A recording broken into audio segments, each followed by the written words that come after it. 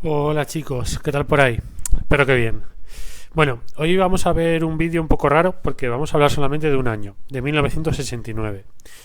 ¿Y por qué ese año es tan importante?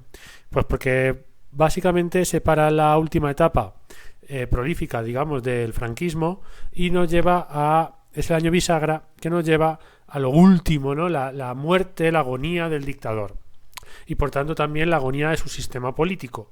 Entonces en 1969 es un año clave y vamos a verlo desde distintas ópticas. Lo primero, que Franco ya está malo. Franco en el 69 ya pues es bastante mayor, tiene 75 años y tiene Parkinson. Él va a estar entrando y saliendo del hospital. Por ejemplo, en el 74 ya tuvo una flebitis en una pierna y de hecho fue nombrado Juan Carlos I, digamos, jefe de Estado interino durante unos meses, ¿vale? Y bueno, eso ya es importante tenerlo en cuenta. Por lo demás, tenemos que hablar de ETA.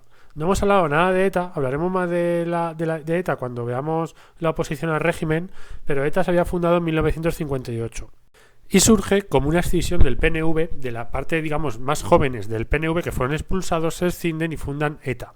¿ETA qué significa? ETA significa Euskadi Ta Askatasuna. ¿Y eso qué significa? Pues País Vasco y Libertad. O sea que en principio eso puede significar muchas cosas y al final significó un partido terrorista, ¿verdad? El tema está, ¿por qué ETA es famosa ahora en el 69 si se ha fundado 11 años antes? Porque ETA empieza a matar en 1968. Es cuando comienzan sus primeros atentados terroristas, ¿vale?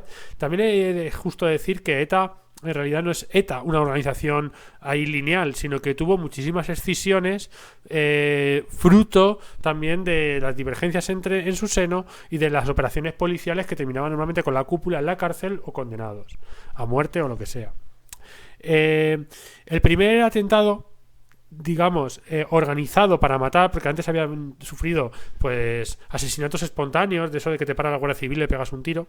El primer asesinato premeditado fue el de Melitón Manzanas, un policía secreta de San Sebastián. Ante eso, Franco lleva a cabo mano dura, más de 500 detenidos, y en 1970 lleva a cabo el proceso de Burgos, por el cual tiene 6 condenados a muerte.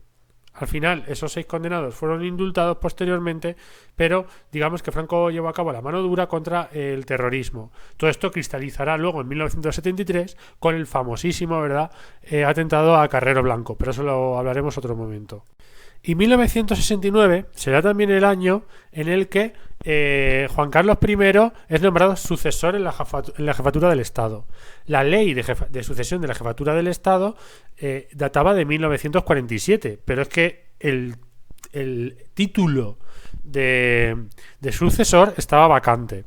Y no se postulaba solamente Juan Carlos I como el único, ¿verdad? Había más. Por ejemplo, estaba un primo suyo, don Alfonso de Borbón Dampierre, que además se había casado con Carmen Martínez Bordiú, que era la nieta de Franco. Con lo cual, ese postulado servía o ese candidato servía para legitimar un poco una especie de estirpe franquista en el trono. Pero fue totalmente desechada. Otro fue el padre, don Juan de Borbón, porque os recuerdo que él no renuncia a sus derechos al trono hasta después de la muerte de Franco, hasta 1977. Y el último, que os seguro que os hace un poco incluso de gracia, fue Carlos Hugo Borbón Parma, que sí, su nombre es Carlos y era el pretendiente carlista, porque hasta 1969 tuvimos un pretendiente carlista a la corona española.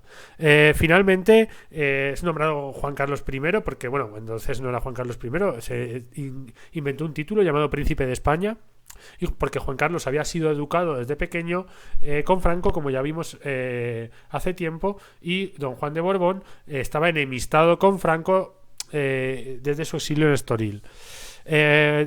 Lo que veis ahí además fue totalmente apareció en la televisión, fue grabado en directo, etcétera, se dio en televisión española. Lo que hace allí el príncipe Juan Carlos es juró hacer guardar las leyes fundamentales del reino y juró los principios del movimiento nacional. Evidentemente mintió, porque luego no hizo ninguna de las dos cosas, ¿verdad? Y lo último que pasó ese año, que para mí es incluso lo más importante, fue el caso Matesa. ¿Qué es el caso Matesa? Pues el caso Matesa es un caso de corrupción en el seno del gobierno franquista que salió a la luz. Salió a la luz porque en 1966 os recuerdo que Manuel Fraga Iribarne había suprimido la censura previa. Y además él estaba enemistado, porque era un ministro aperturista, y estaba enemistado con los ministros del Opus Dei, los tecnócratas. El caso es que el caso sale en la prensa debido a esta ley de Manuel Fraga y la corrupción en que se basaba, pues es una empresa que se llama Matesa, que significa Maquinaria Textil del Norte S.A., que era una empresa pequeña que la llevaba Juan Vilarreyes, y esta empresa pequeña empieza a cobrar grandes cantidades de dinero de un banco, el Banco de Crédito Industrial. Llegó a cobrar en ayudas más de 10.000 millones de pesetas de la época, que eso es un pastón. Bueno, pues, ¿y por qué una empresa pequeña cobra todo eso? Pues porque Juan Vilarreyes tenía tenía contactos con ministros de los tecnócratas. Bueno, no pasa nada. Sí pasa porque es que al final esas ayudas que iban encaminadas a la compraventa de maquinaria textil, pues la maquinaria no se compraba y el dinero se lo quedaban ellos. Hacían toda una serie de facturas falsas por las cuales la maquinaria era comprada, era vendida después en terceros países de Sudamérica, sobre todo de Argentina, pero que al final eso no se llevaba a cabo y eran operaciones ficticias por las cuales esta gente se enriqueció. El caso es que al final se enfrentan los aperturistas liderados por Fraga con los tecnócratas liderados por Carrero Blanco. ¿Y qué ocurrió? Pues que Franco tomó decisiones salomónicas, como era muy habitual en él. Cesó a todo el mundo, tanto a los aperturistas como a los tecnócratas, cesó 13 de los 18 ministros que tenía y nombró ministros nuevos. ¿De acuerdo? Al final, Juan Vilarreyes le cayeron un montón de años de cárcel y una multa millonaria, pero no cumplió muchos años de cárcel porque salió por un indulto de Juan Carlos I una vez muerto Franco. Y nos encontramos con estas intrigas políticas entre bandos, Franco como una especie de padre superior que pone allí un poco de paz, y sobre todo con que el régimen franquista también se basaba en estas familias, en esta corrupción generalizada, y esto fue un caso que se supo, porque además Manuel Fraga estaba interesado en que se supiera, pero imaginaos que esto es una práctica habitual en el sistema. No es que hoy haya más corrupción, es que hoy hay libertad de prensa y entonces está todo mucho más controlado.